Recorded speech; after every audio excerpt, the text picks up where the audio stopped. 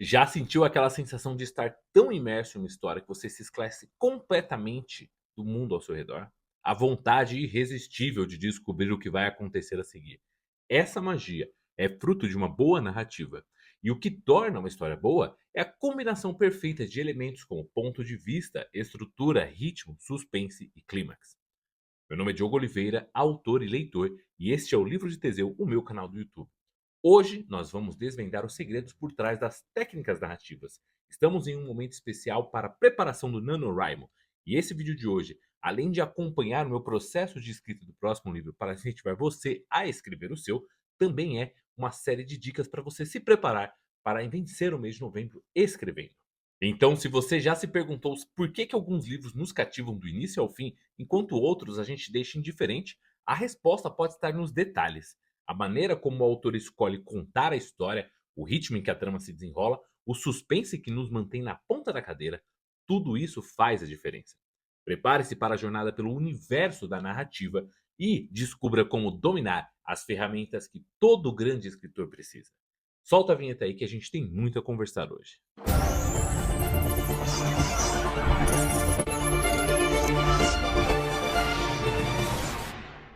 Imagine que você está lendo um livro e se sente tão imerso na história que quase torna um dos personagens. Você consegue sentir a emoção de cada momento, a angústia de cada decisão e a alegria de cada conquista. Essa imersão profunda é em grande parte resultado da escolha do ponto de vista do seu narrador. Ponto de vista é como uma janela pela qual observamos a história. E é através dele que conhecemos os personagens, entendemos seus pensamentos e sentimos suas emoções. Mas como escolher o ponto de vista ideal para sua história? Quais são as opções disponíveis e como cada uma delas influencia a experiência do leitor? Bom, os três principais pontos de vista vamos falar agora. Primeiro deles, o ponto de vista mais interessante para você que escreve diários em primeira pessoa. Nesse ponto de vista, o narrador é o personagem da história e utiliza os pronomes eu e meu, como se estivesse lendo um diário, assim como eu dei o exemplo, ou ouvindo um amigo contar a sua própria história. Bom, com isso, você consegue criar uma conexão mais íntima com o leitor e permite explorar a subjetividade do personagem. Porém, limita o conhecimento do leitor sobre os outros personagens e sobre os eventos que podem estar ocorrendo ou ocorrem fora do alcance do narrador. Em seguida, a gente pode falar da terceira pessoa, porém limitada. Nesse ponto de vista, o narrador ele se concentra em um único personagem, relata os acontecimentos através dos seus olhos. Porém, a gente não utiliza os pronomes em primeira pessoa, e sim em terceira pessoa. Isso é interessante porque permite uma visão mais profunda de um único personagem, sem aquela limitação do único ponto de vista. Porém, ele limita também o conhecimento do leitor sobre os pensamentos e sentimentos dos outros personagens. E aí a gente chega então na terceira pessoa onisciente ou famoso narrador onisciente, onde o narrador sabe tudo sobre todos e os eventos da história também estão sobre a visão dele. Ele pode entrar na mente de qualquer personagem, ter acesso a informações que outros personagens desconhecem. Isso permite uma visão mais ampla da história e oferece maior flexibilidade ao autor. Porém, pode tornar a narrativa menos íntima e mais distante, dificultando a conexão do leitor com os personagens. Agora que você já conhece as três, como que a gente escolhe o ponto de vista ideal?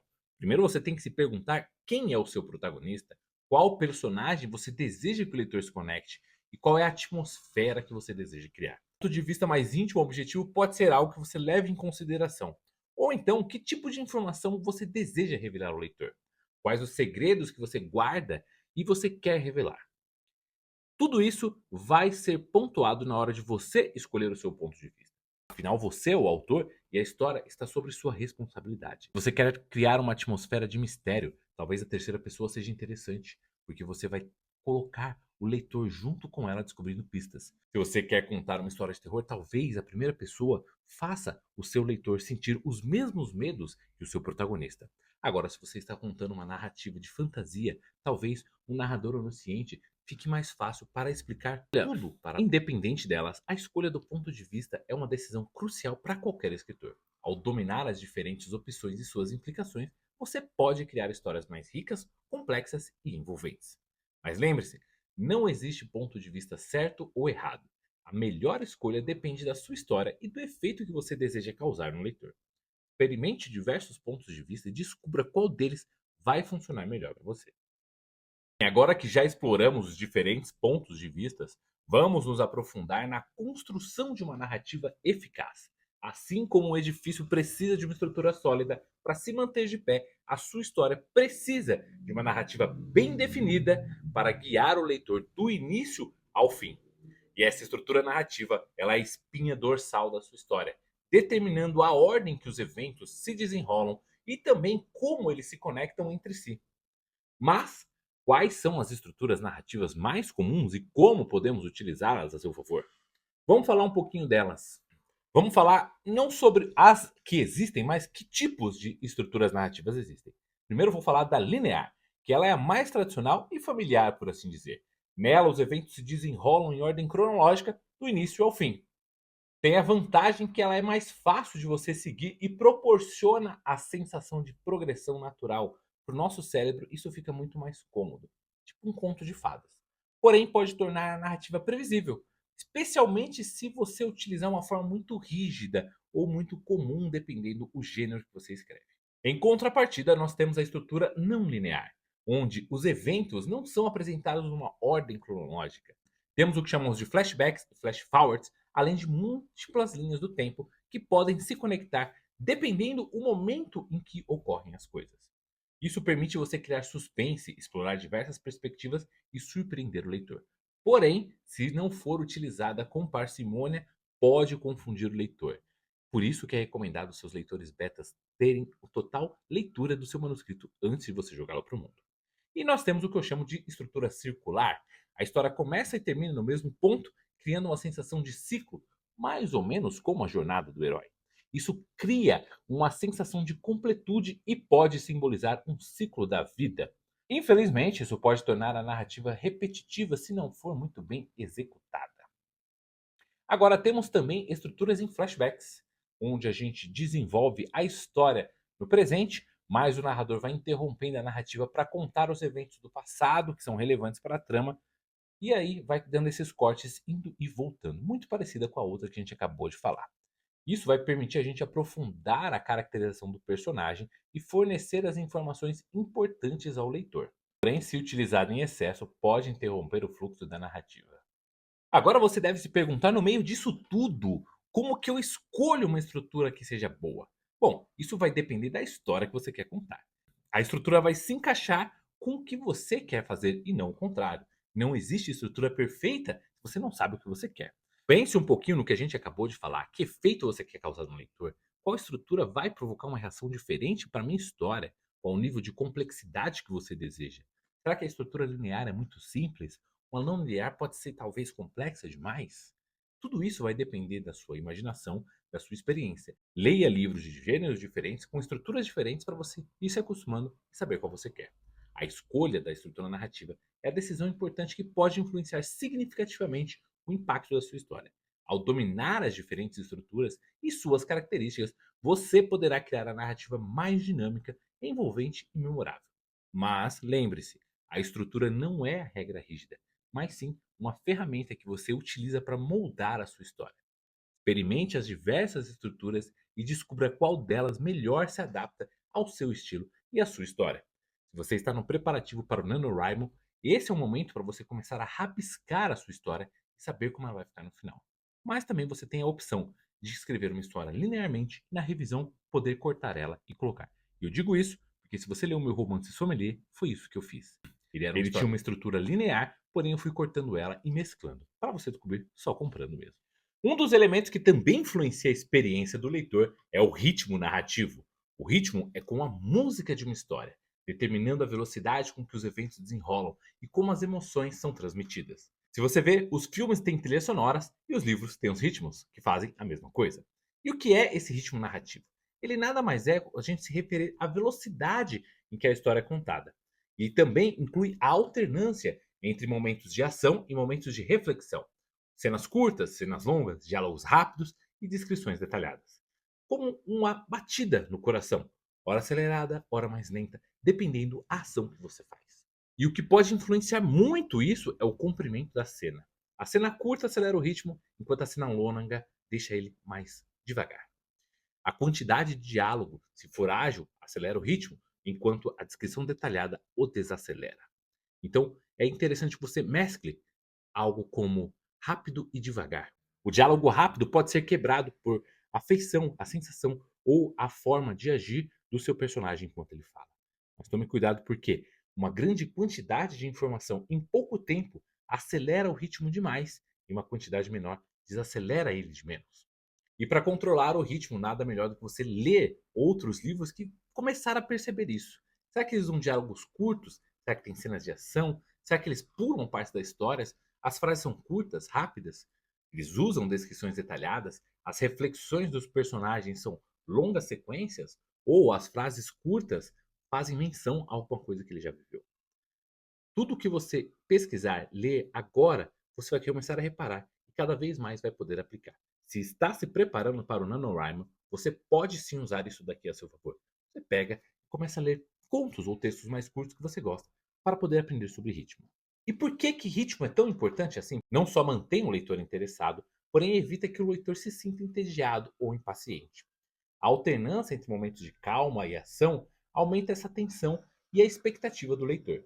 Revela o caráter do personagem, além de suas emoções e suas reações. Agora vamos falar de suspense, a arte de criar a expectativa no leitor, uma sensação de incerteza que mantém ligado à nossa narrativa. E como criar esse suspense numa história? Quais são as técnicas que os escritores utilizam para prender a atenção do leitor? E como deixar você na ponta do pé? Suspense nada mais é que uma tensão criada pela incerteza sobre o resultado de uma situação. E essa sensação é algo perigoso ou emocionante, sendo que ele está prestes a acontecer.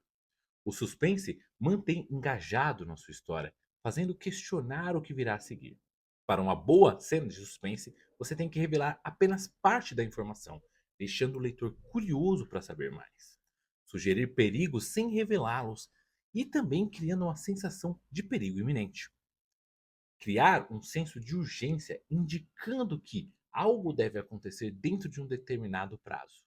Introduzir pistas falsas para despistar o leitor e aumentar a complexidade da trama. Criar personagens com motivações ambíguas e comportamentos imprevisíveis. Utilizar cenários e atmosferas que evoquem medo, incerteza. E se você se perguntar por que o suspense, além de tudo isso, é tão importante? Porque ele é o motor que impulsiona a sua história. Mantém, além da curiosidade, a ansiedade para descobrir o desfecho. Somente livros de terror possuem suspense, mas qualquer outro romance você fica ansioso para chegar no final. Ele vai intensificar a emoção do leitor, criando a conexão mais profunda com a sua história. Ao sentir-se envolvido na história, o leitor vai se conectar mais profundamente com os seus personagens e com a trama.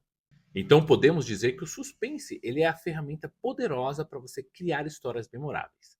Ao dominar as técnicas para construir um suspense, você pode prender a atenção do seu leitor e levá-lo a uma jornada emocionante. Porém, não esqueça, suspense não é sobre assustar, e sim também sobre como fazer se importar com algo que está acontecendo. Cria a incerteza e a expectativa, você vai estar construindo uma história que nenhum leitor esquecerá. Então, se a gente já construiu a tensão, o suspense e já guiamos o leitor pela jornada emocionante, chegamos ao ponto culminante da nossa história, o clímax, que é o momento de maior intensidade, o ápice da ação, onde todos os conflitos se resolvem e as perguntas do leitor vão encontrar as respostas. Mas como criar um clímax que deixe o leitor satisfeito e memorize a sua história? Primeiro de tudo, vamos entender o que a gente chama de clímax. Ele é o ponto de maior tensão e emoção da narrativa. Ele é o momento em que o conflito principal é confrontado e a resolução se torna inevitável. É a explosão que libera toda a energia acumulada durante a sua história, que foi sendo construída e armazenada. Um clímax eficaz deve resolver o conflito principal da sua história de forma satisfatória. A reviravolta inesperada pode se tornar o clímax ainda mais emocionante e memorável se você souber aplicar. Talvez traga um catarse se você proporcionar um momento que permite o leitor libere as emoções acumuladas durante a história toda. E uma coisa que eu gosto muito é quando ele se conecta aos elementos que foram introduzidos no início da história, criando assim um senso de completude, como se fosse a cereja do bolo. O clímax deve ter as consequências para o personagem e para a história como um todo. Não seja egoísta e faça só o personagem principal participar. Quando o conflito é resolvido de forma positiva para o protagonista, a gente chama de clímax feliz. Se for negativa, a gente chama de clímax triste. Porém, a gente tem outro. A gente pode chamar também o clímax aberto, onde o conflito não é totalmente resolvido, deixando espaço para interpretações e sequências. E por que tudo isso vai fazer uma grande diferença? Eu costumo dizer que o que determina a sua história é a impressão que ela deixa no leitor. Portanto, quantas vezes você já não resumiu os livros pelo clímax que aguarda? Quantas vezes você já não resumiu uma história pelo clímax que ela tem? Isso vai recompensar o leitor, dando a ele aquela sensação, aquela lembrança agradável. Fixa o seu livro, o seu enredo na história, porque ele é facilmente lembrado. Então podemos dizer que o clímax é o momento mais importante da sua história e a cereja do bolo que torna a narrativa completa e memorável. Quando a gente constrói um clímax eficaz, você está oferecendo ao seu leitor uma experiência de leitura inesquecível. Mas recorde-se, o clímax deve ser a culminação de tudo o que você construiu até aquele momento. Mas não se esqueça, o clímax deve ser a culminação de tudo o que você construiu até o momento em que ele ocorre. Seja criativo, surpreenda o leitor, deixe-o com vontade de contar a sua história para os seus amigos e tenho certeza que o seu livro vai ficar inesquecível. Aqui eu encerro o que a gente tinha falado sobre técnicas narrativas. E agora que você já conhece tudo que eu tinha para falar sobre ela, estrutura narrativa, ritmo, suspense, clímax, tudo isso equipado, você consegue montar a sua história. Você já pode esboçar a sua estrutura para o NaNoWriMo, mas lembre-se que a escrita ela é uma jornada. Experimente, erre, aprenda e, acima de tudo, divirta-se. Cada história é uma oportunidade de você explorar a sua criatividade e conectar-se com mais pessoas. Então, pegue papel, caneta, abra o seu computador, sente o bumbum na cadeira e coloque as suas palavras no papel. O mundo está esperando. E nós nos vemos no próximo vídeo da Arte das Moedas.